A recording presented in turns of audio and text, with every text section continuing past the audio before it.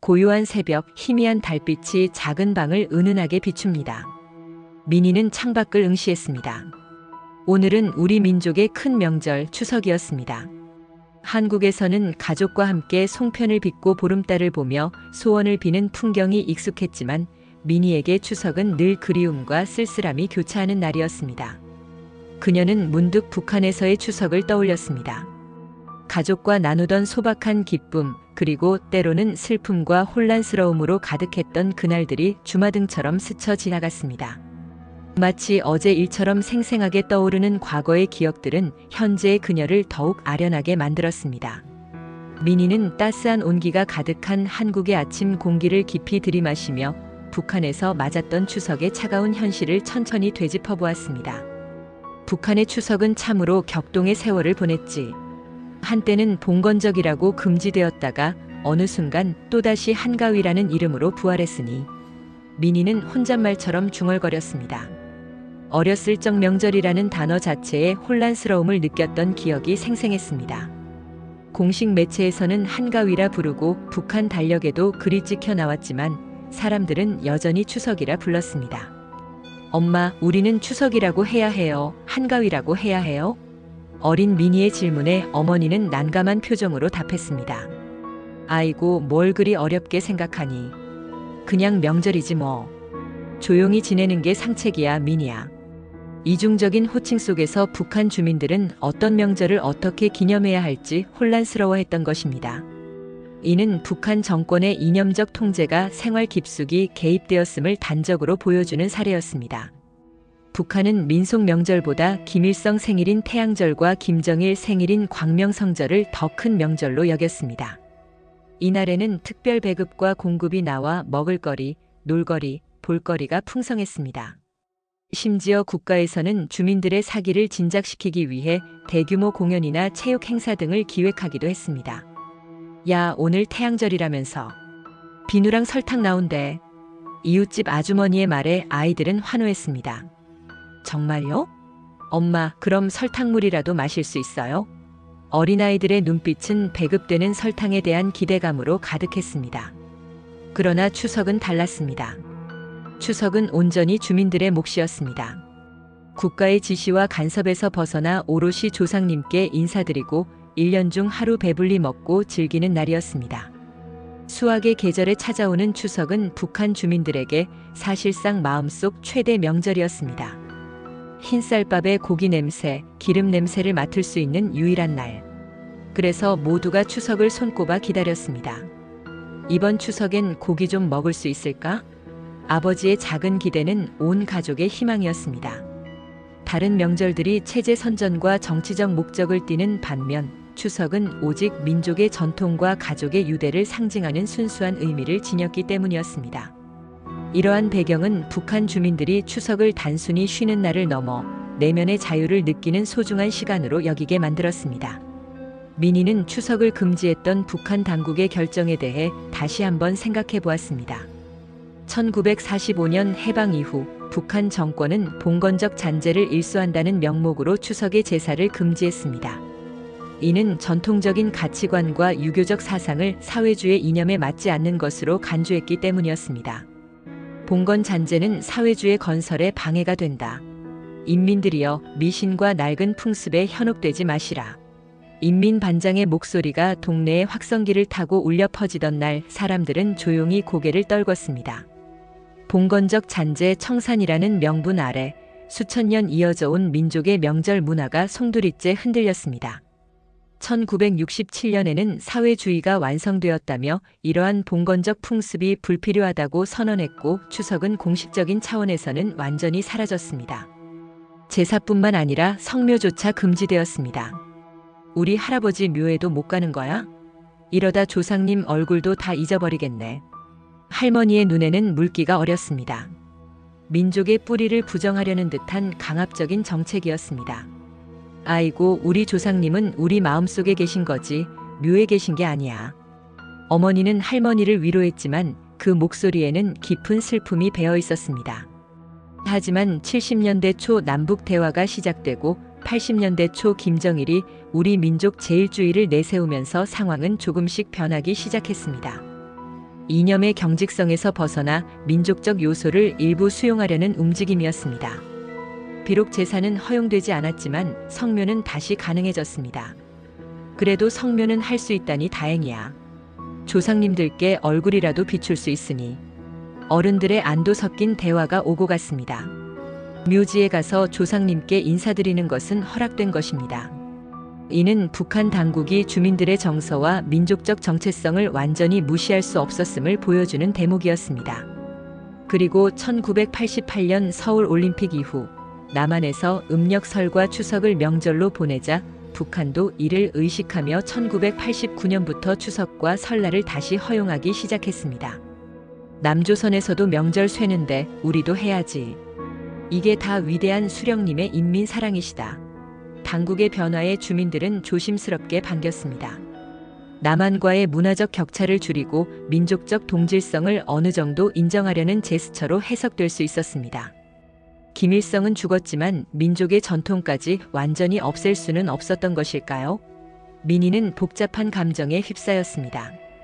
정권의 입맛에 따라 명절이 생겼다가 사라지고 또다시 부활하는 그 과정 속에서 북한 주민들은 정체성의 혼란을 겪어야 했습니다. 이는 단순한 명절의 변화를 넘어 한 민족의 문화적 뿌리가 얼마나 정치적 이념에 취약할 수 있는지를 극명하게 보여주는 사례였습니다. 그러나 고난의 행군 시기가 닥치면서 명절 분위기는 다시 시들해졌습니다. 국가에서 허용은 했지만 주민들에게는 명절을 챙길 여유가 없었습니다. 풍족해야 할 명절이 오히려 허기와 가난 속에서 잊혀져 갔습니다. 1990년대 중반 북한 전역을 덮친 식량난은 주민들의 삶을 피폐하게 만들었고 명절을 즐길 수 있는 최소한의 여건마저 사라지게 했습니다. 민희는 그 시절 어머니가 쌀 한 톨, 고기 한 점이라도 더 올리려 애쓰던 모습을 기억했습니다. 이번 추석엔 송편이라도 해먹어야 할 텐데. 어머니의 한숨은 온 가족의 아픔이었습니다. 어머니의 눈물겨운 노력에도 불구하고 명절은 점차 빛을 잃어갔습니다. 엄마 배고파요. 송편 언제 먹어요? 어린 민희의 질문에 어머니는 아무 말 없이 마른 송편 조각을 입에 넣어주었습니다. 그 마른 송편은 어린 민희의 목을 넘어가지 않았습니다. 북한의 추석은 공식적인 공휴일이었습니다. 하지만 단 하루만 쉴 수 있었고 그 하루를 쉬기 위해 앞뒤 주말에 대체 근무를 해야 했습니다. 한국처럼 대체 공휴일 같은 건 상상할 수도 없었습니다. 아이고, 추석 쉬고 나면 또 주말에 일해야 한다니 차라리 명절이 없었으면 좋겠네. 주민들은 휴일 다음 날의 대체 근무를 위해 오히려 명절이 빨리 지나가기를 바라기도 했습니다. 그래도 주민들은 그 하루를 황금 같은 날로 여겼습니다. 그래도 하루라도 쉬는 게 어디야. 이때 아니면 언제 가족들 얼굴 보겠니? 연세 드신 분들은 과거의 추석을 기억하며 암암리의 명절을 지켜왔고 젊은 세대들은 명절 분위기가 사라진 채 살아왔습니다. 이들에게 추석은 교과서에서나 나오는 낯선 개념이거나 어렴풋한 옛 이야기로만 남아있었습니다. 민희는 집안의 어르신들이 차례 대신 성묘를 통해 조상님께 예를 다하던 모습을 떠올렸습니다. 할아버지, 할머니, 올해도 찾아왔습니다. 부디 평안하세요. 제사는 없어졌지만 성묘만큼은 지켜야 한다는 강한 의지가 엿보였습니다. 이는 북한 정권의 통제 속에서도 민족의 전통과 효심을 잃지 않으려는 주민들의 끈질긴 노력을 보여주는 증거였습니다. 산에 가서 조상의 묘를 돌보고 간단하게나마 음식을 차려 예를 올리는 행위는 그들에게 단순한 의례 이상의 의미를 지녔습니다. 고통스러운 현실 속에서 가족의 유대를 확인하고 과거를 기억하며 미래를 기약하는 소중한 시간이었던 것입니다. 추석 음식 준비는 북한의 어머니들에게 엄청난 노고를 안겨주는 일이었다. 한 달, 두 달 전부터 식재료를 장만하고 보관해야 했다. 당시 북한의 물류 시스템은 매우 취약했기 때문에 명절 직전에는 식료품 가격이 폭등하거나 구하기 어려워지는 경우가 많았다. 아이고, 사과 하나 구하려고 온 장마당을 다 뒤졌다야. 발바닥에 불이 난다, 불이 나. 어머니의 푸념은 일상이었습니다. 사과는 쌀 속에 깊숙이 묻어두고 생선은 소금에 절여 변질되지 않게 했다. 냉동시설이 변변치 않던 시절 어머니들의 지혜가 돋보이는 부분이었다. 이는 단순히 음식을 보관하는 방법을 넘어 어려운 환경 속에서도 가족을 위해 최선을 다하려는 어머니들의 헌신적인 사랑을 보여주는 단면이었다. 민희는 제사상에 올라갈 과일을 몰래 훔쳐먹다가 민희야, 그거 제사상에 올릴 건데 어대 감히. 어머니에게 등짝을 맞고 혼이 났던 어린 시절의 추억을 미소 지으며 회상했습니다. 어린 시절의 장난스러운 기억 속에서도 어머니의 고된 노력이 묻어났습니다. 추석날 아침 집집마다 들려오는 떡 치는 소리는 북한의 추석 풍경을 대표하는 소리였습니다. 찹쌀로 만든 찰떡은 조상님께 바치는 가장 소중한 제물이었다. 이 찰떡을 만들기 위해 이른 아침부터 절구에 찹쌀을 찢는 소리가 온 마을에 울려 퍼졌습니다.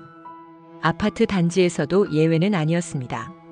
아유, 옆집은 또 떡 치네. 우리도 빨리 쳐야 하는데 저 소리 좀 봐라. 집집마다 떡을 치는 소리에 공공복도가 깨져나갈 지경이었습니다. 그리고 한국처럼 송편을 빚는 문화도 있었습니다. 북한의 송편은 지역마다 모양과 내용물이 달랐는데 함경도 쪽에서는 고기와 야채를 넣어 만두처럼 만든 맨새를 송편이라 부르기도 했습니다. 엄마, 이 송편은 왜 만두 같아요? 이건 함경도식 송편이란다. 귀한 고기가 들어갔지. 한 입에 꿀꺽하면 배가 든든해질 게다. 쌀이 귀했던 시절 조상님께 올리는 송편에 고기와 야채를 넣어 정성을 다했던 것입니다. 민희는 어머니가 전날 솔잎을 따와 송편 밑에 깔아 소량을 입히던 모습을 기억했습니다. 솔잎을 깔아야 송편이 더 맛있다. 조상님도 좋아하시고 나무 하나 없는 산을 몇 시간을 걸어 다니며 솔잎을 구하던 어머니의 정성이었습니다. 이러한 어머니들의 노력은 단순한 음식을 넘어 가족의 건강과 안녕을 기원하는 간절한 마음이 담겨 있었습니다. 북한의 명절 음식은 기름 냄새가 핵심이었다. 기름 냄새를 풍겨야 조상님이 온다는 말이 있었기 때문이다. 이러한 믿음은 넉넉하지 않은 식량 사정 속에서도 어떻게든 기름진 음식을 마련하려는 주민들의 노력을 이끌어냈습니다. 돼지고기 수육, 기름에 지진 찹쌀떡인 노치 등 기름진 음식이 제사상에 올랐습니다. 아이고, 노치 정말 오랜만에 먹어본다. 이런 귀한 걸 다 어디서 구했는가? 평안도에서 온 친척은 감탄사를 내뱉었습니다. 노치는 평안도 지역에서 즐겨 먹던 음식으로 찹쌀떡을 기름에 지져 꿀을 바른 형태였습니다. 달콤하고 고소한 맛은 명절의 풍요로움을 상징했습니다. 그리고 산에 가서 성묘를 할 때면 각 가정의 준비물이 그대로 드러나곤 했습니다. 반찬 가짓수가 많으면 잘 사는 집으로 여겨졌기에 집집마다 보이지 않는 경쟁이 벌어졌습니다. 어이구, 김서방네는 이번에 동태전도 붙였네. 대단하다, 대단해. 쯧쯧, 우리도 좀 더 해올 걸 그랬나. 내년에 장마당에 일찍 가야겠구만. 이는 외부의 시선을 의식하는 북한 사회의 단면을 보여주는 것이기도 했습니다. 민희는 가족들이 각자 음식을 분담하여 준비해가는 모습, 그리고 그 음식을 성묘 자리에서 다 먹고 남기지 않던 풍경을 떠올렸습니다. 남기지 말고 다 먹어라. 조상님께 올린 정성이니 이거 다 먹어야 내년에도 복 받는다. 할머니의 말씀에 모두들 묵묵히 접시를 비웠습니다. 남김없이 음식을 먹는 행위는 조상님께 바친 정성이 헛되지 않았음을 의미하는 동시에 다음 명절까지 또 다시 허리띠를 졸라매야 하는 현실을 반영하는 것이기도 했습니다.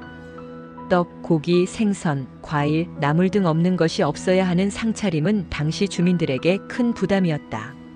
하지만 이 모든 어려움 속에서도 조상에 대한 효심과 가족의 화합을 지키려는 마음만은 변치 않았습니다. 선물 문화는 어떠했을까? 북한은 국가체제 선전용 명절이 아니었기에 추석에는 특별 배급이나 선물이 나오지 않았습니다. 김일성 생일이나 당창건 기념일 등에는 국가에서 평양시 공급과 직장 선물이 나왔지만 추석은 오롯이 개인의 몫이었습니다. 이번 태양절엔 설탕 한 되나 나왔다지. 어찌나 귀하던지. 응, 우리 직장에서는 비누도 줬어. 아주 고급 비누더라고. 주민들은 장마당에서 직접 식재료를 사서 명절을 보냈습니다. 이는 북한 정권이 민속 명절에 대한 개입을 최소화하려는 의도였던 동시에 이미 과도한 명절을 감당하기 힘든 경제적 현실을 반영하는 것이기도 했습니다. 민희는 이 모든 것이 북한 경제가 너무 많은 명절을 챙기기 힘들었기 때문이라고 생각했습니다. 김일성, 김정일 생일 외에도 당창건 기념일, 7.27전 승절 등 수많은 정치적 명절마다 선물이 나가야 했으니 민속 명절까지 챙긴다면 북한 경제는 지금보다 더 큰 압박을 받을 수밖에 없었습니다. 주민들 입장에서는 국가의 간섭이 적은 추석이 오히려 개인적인 자유를 누릴 수 있는 유일한 명절이었을지도 모릅니다. 뭐 덕분에 눈치 안 보고 우리끼리 오붓하게 보낼 수 있으니 나쁘지만은 않지. 아버지의 말에 어머니는 씁쓸하게 웃었습니다. 추석 놀이문화 역시 북한만의 특징을 보였다. 북한에서도 씨름은 인기 스포츠였다. 대황소상 전국 민족 씨름 경기라는 이름으로 열리는 씨름 대회는 일반 주민도 참가할 수 있는 전국 대회였다. 야, 이번에 우리 동네 리철수가 황소상 탔다지. 덩치가 아주 산만하던데. 아이고, 그 집은 몇 년 먹을 고기 걱정 없겠네. 부럽다 부러워.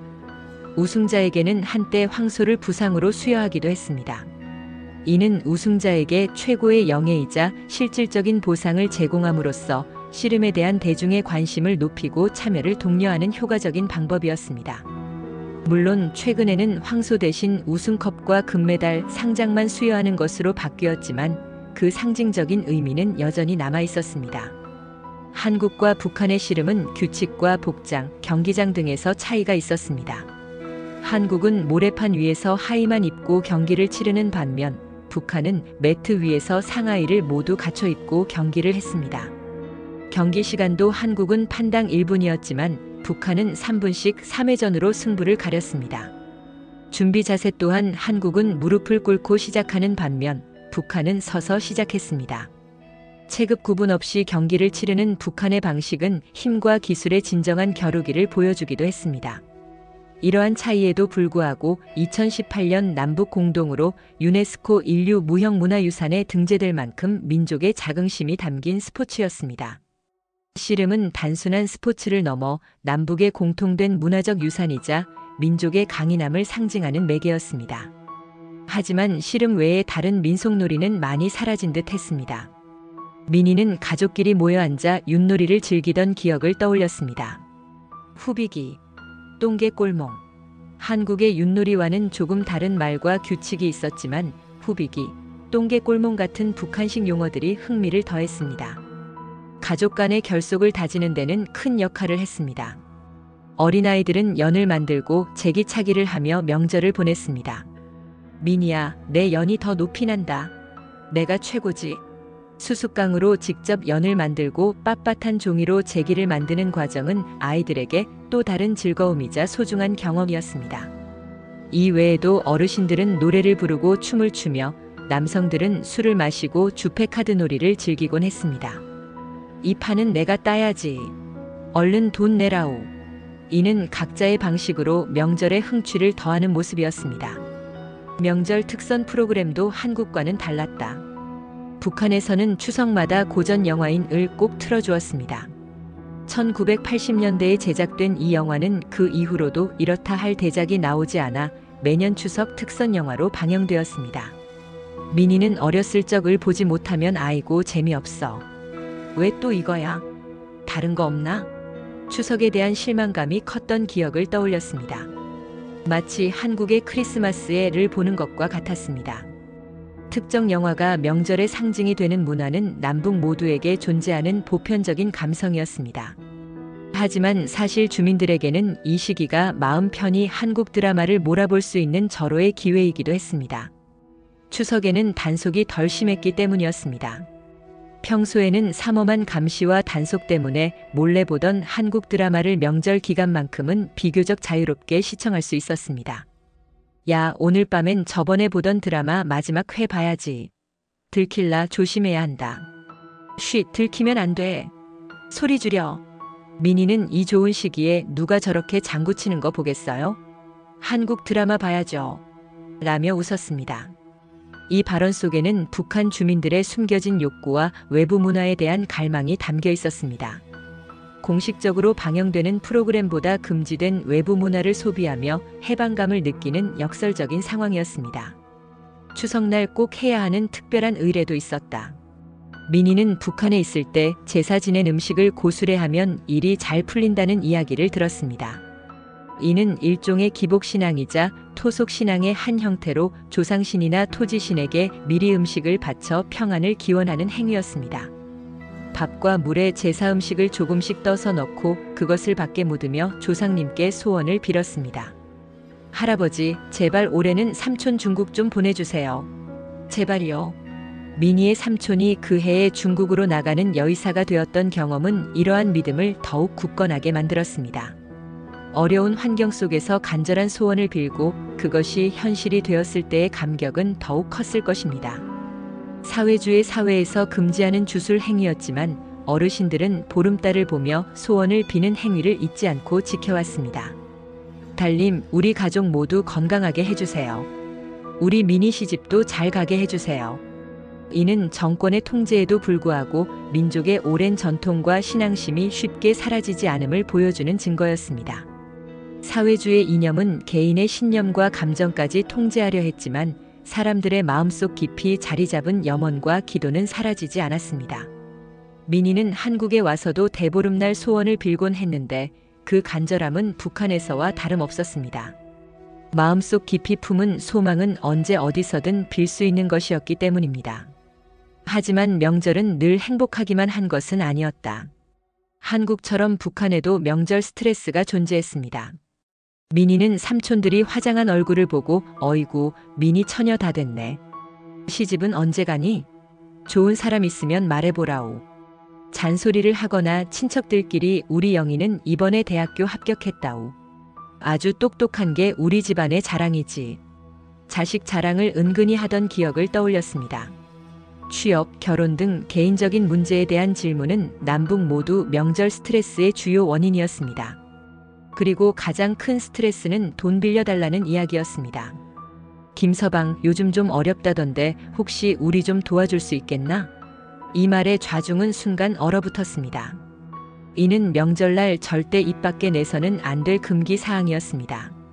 어려운 경제 상황 속에서 친지간에도 돈 이야기는 민감한 문제였으며 명절의 화기애애한 분위기를 망치는 주범이 될 수 있었습니다. 어머니들의 고충은 더욱 컸습니다.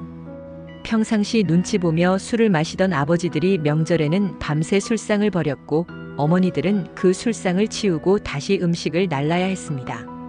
아이고, 저 영감탱이들 술은 왜 그리 마시는지. 속이 부글부글 끓네. 시어머니 눈치까지 보며 잔소리 한마디 할 수 없던 어머니들의 희생이었습니다. 북한의 명절은 사실상 여성들의 노동력 착취에 가까웠습니다. 평양은 아닐지라도 지방에서는 술상 뒤에 싸움이 벌어지고 접시가 깨지는 일이 다반사였습니다. 과음으로 인한 주사는 명절 분위기를 험악하게 만들었고 심지어는 이웃집에까지 들릴 정도의 소란이 벌어지기도 했습니다. 옆집 또 싸우나 봐. 명절이랍시고 술만 마시면 저러더라. 아주 난리통이 따로 없어. 민희는 그 모든 것이 명절 문화의 일부라고 생각했습니다. 이렇듯 명절은 가족 간의 유대를 강화하는 동시에 갈등의 씨앗이 될 수도 있는 양면성을 지니고 있었습니다. 민희는 한국에 와서 처음으로 추석이 민족의 명절이라는 말을 들었습니다. 그리고 직장인들이 받는 추석 보너스도 신기했습니다. 추석에 돈을 준다고요? 상상도 할 수 없는 일인데요. 북한에서는 상상할 수 없는 일이었다. 한국의 추석은 해외여행을 가거나 캠핑을 가는 등 다양한 방식으로 변화하고 있었지만 북한의 추석은 여전히 하루 쉬는 날에 어머니들이 모든 음식을 준비해야 하는 고된 날이었습니다.